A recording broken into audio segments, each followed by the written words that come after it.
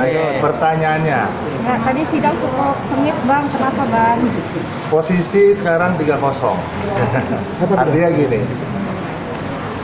kita melihat hari ini saksi sudah dihadirkan oleh jaksa penuntut umum. Jadi saksi fakta, bahkan pelapor dan merasa juga menjadi korban. Oke. Di situ sudah kita lihat, kita tanyakan mengenai apa yang dia tahu, poin-poin apa yang dia pahami, peristiwa yang memang dia alami. Kemudian ada beberapa pertanyaan dari kami yang jawabannya kembali selalu berubah, ya. Pertanyaannya apa, jawabannya apa. Kemudian ketika saya konversi dengan pernyataannya Angel, contoh satu saja. Ada kata Angel menarik sejak awal dari taman masuk ke dalam kamar. Tapi Vicky Alman bilang tidak seperti itu. Nah, dua pernyataan, satu peristiwa, dua orang beda-beda. Siapa yang perlu kita percaya pada akhirnya? Apakah pernyataan daripada saksi pelapor yang pertama Angel Elga atau saksi Vicky Alman?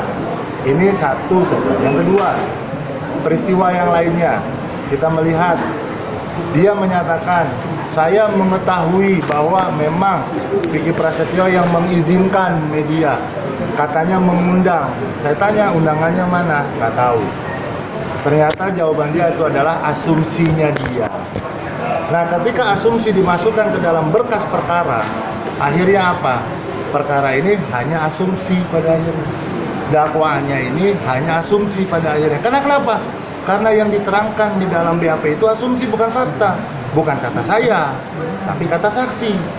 Bagaimana kemudian mampu disajikan? Selama ini selalu berteriak CCTV, melihat di dalam CCTV. Di kamar ada CCTV. Pertanyaannya saya, mana CCTV-nya? Selalu dijawab tidak ada. Dan bahkan pun dari berkas tidak ada dilampirkan dalam berkas. Jadi apa yang mau kita bahas?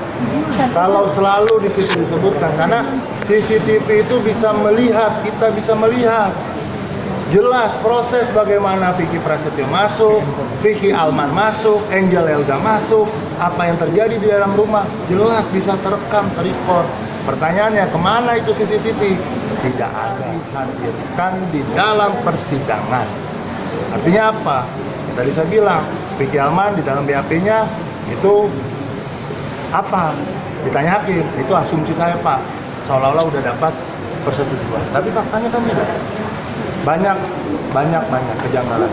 Nah, akhirnya keluar. Dia bilang diintimidasi. Ternyata tidak ada intimidasi terhadap dari keluarga. Dia bilang dipaksa masuk ke mobil polisi. Padahal dia maunya masuk ke mobil pribadi. Nah, ada pertanyaan lagi dari kita. Ya, ini ada fakta yang di persidangan baru bahwa katanya dia pakai motor. Datang ke rumah Angel. Tapi ternyata faktanya ada juga mobil di sana. Ketika sudah tertangkap tangan berada di dalam satu kamar, ya, ternyata dia mau naik mobil pribadi. Saya tanya, mobil siapa? Mobil saya. Kenapa ada di sana? Dipinjam sama Angel. Kan gitu. Ternyata dipinjam, alasan apapun lah, berarti ada kendaraan dua di sana, ada mobil dan ada kendaraan bermotor. Kalau ada mobil, ada kendaraan bermotor di rumah orang, ngapain? Ada apa? Kan begitu. Terus ada lagi Pak faktanya, sepatu dia bilang adanya tadinya di dalam mobil saya. Sekarang adanya di mana? Adanya di luar mobil saya. Siapa yang memindahkan? Nggak tahu. Faktanya apa? Artinya apa? Sudah ada mobil di sana, sudah ada motor di sana yang dia pakai, dan perlengkapan pribadi berada di dalam rumah. Yang tidak tahu siapa yang memindahkan, seolah-olah pindah dari dari mobil ke dalam rumah. Dan saya tanya berapa kali, berapa lama orang kenal? Apakah mungkin orang kenal baru 1 minggu sudah meminjamkan mobil? Kan itu, bener nggak? Kamar. Nah, artinya apa?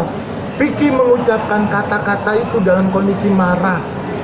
Dalam kondisi marah. Kenapa? Melihat istrinya berada di dalam kamar. Saya tanya, kamu tahu nggak Angel ini adalah istrinya? Dia jawab nggak tahu. Loh, kok kenapa nggak tahu? Kamu tahu yang benar atau tidak? Tahu, katanya sudah pisah. Nah, ketika udah pisah, apa yang pisah? Berarti ada sesuatu di sini disebutkan di dalam itu loh.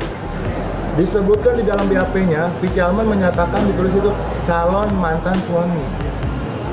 Calon mantan suami. Berarti kan dia tahu itu istri orang. Belum bercerai. Dia tahu. Prosesnya ada, dia tahu. Bahkan dia sendiri yang menyebutkan ada jam layak dan tidak layak. Bukan dari kita, dari dia sendiri. Menurut kamu jam 12 malam, jam 1 malam layak atau tidak? Tidak tahu, tapi dia bisa menjawab. Saya datang jam layak loh, kapan jam layak? Siang. Yang di hari-hari sebelumnya. Nah, itu fakta persidangan. Itu fakta persidangan. Jadi, Vicky tidak melakukan fitnah. Karena dia melihat istrinya berada di dalam kamar dengan laki-laki lain. Bukan kata Vicky, bukan kata saya, bukan kata hakim. Fakta persidangan mengatakan memang benar. Hakim nanya berulang kali. Pada saat kejadian kamu ada di mana? Ada di dalam kamar. Pada saat ucapan-ucapan itu terucap, ada di dalam mana? Di dalam kamar. Jadi boleh saja orang merangkai cerita bagaimana proses dia masuk ke kamar. Tapi fakta persidangan tidak akan bisa itu namanya cerita dirangkai. Ya kan, asumsi atau alibi. Oh, saya di kamar kan lihat CCTV, itu alibi. Bisa saja orang udah ketangkap tangan seperti itu, alibi apapun bisa. Bahkan di dalamnya panik. Kenapa harus panik? Kenapa kamu panik? Saya tanya kan, tadi kita tanya ya, kenapa panik di dalam kamar? Ya karena kita takut diintimidasi loh. Ya kan, ditanya sama rekan kami, kamu teriak maling nggak atau teriak apa? Tidak. Jadi panik kenapa? Karena takut Vicky atau karena takut kejadian itu terungkap? Itu yang jadi pertanyaan kita. Nah, inilah yang saya yakini, kami yakin bahwa Vicky Prasetyo bukan orang yang memfitnah. Tapi apa yang dia ucapkan itu adalah faktanya di persidangan, berada di dalam kamar. Benar ternyata. Vicky menemukan istrinya berada di dalam kamar dengan Vicky Alman. Vicky Prasetyo menemukan istrinya berada di dalam satu kamar dengan Vicky Alman. Alibi yang diutarakan adalah proses melihat CCTV dan sebagainya. Sampai hari ini CCTV tidak bisa hadir. Kemana CCTV? Kalau memang itu Angel bisa ngasih ke ini. Loh Pak, benar fitnah Pak. Saya tidak melakukan. Kenapa? Ini lihat Pak proses. Dari jam sore sampai jam malam. Ada di CCTV semua direkam. Berapa lama saya berada di dalam kamar? Terekam. Kenapa tidak dilampirkan? Kemana? Itu yang jadi pertanyaan kita. Tapi memang ada nggak sih bang sebenarnya bang? CCTV-nya itu bang di dalam rumah itu. Apa? CCTV-nya itu memang ada atau tidak? Itu yang saya tanyakan terus. Bahkan saya tanya kepada Hakim Mohon Majelis, apakah ada CCTV dilampirkan dalam berkas. Saya tanyakan kepada jaksa, ternyata tidak ada. Tidak dilampirkan, tapi selalu, oh saya lihat CCTV di dalam kamar itu. Apa yang dilihat? Bang, tapi dari pengakuan Vicky sendiri bang, memang ada nggak sih bang sebenarnya CCTV di rumahnya Angel Renga itu? Ada, berdasarkan pernyataan Angel, ada CCTV. Berdasarkan pernyataan persidangan, menurut Vicky Alman, ada di dalam persidangan. Ada. Tapi untuk Vicky Prasetyo sendiri, tahu nggak bang? Ada, dan Vicky juga tahu memang ada CCTV. Mana CCTV-nya? Kemanakah CCTV-nya? Nah, beranikah Angel mengundang semua media untuk memperlihatkan hasil rekaman? Ya tuh yang sekarang nih, kita biar jelas loh, kalau memang klien saya salah, saya terima. Biar dia salah. Kalau memang Angel mampu melakukan reka adegan pada saat kemarin-kemarin itu, kenapa dia tidak mengeluarkan saja? Ini loh, dari jam sore sampai kejadian saya melakukan ini. Ini CCTV-nya, publikasilah di media, undanglah media semua. Bener nggak? Sampai detik ini tidak dilakukan. CCTV itu tidak tahu di mana, hasil rekamannya kemana, yang pasti tidak dilampirkan dalam berkas perkara, gitu. Tapi selalu disebutkan oleh Angel, bahkan si Vicky Alman. Gimana? Ada lagi? Cukup?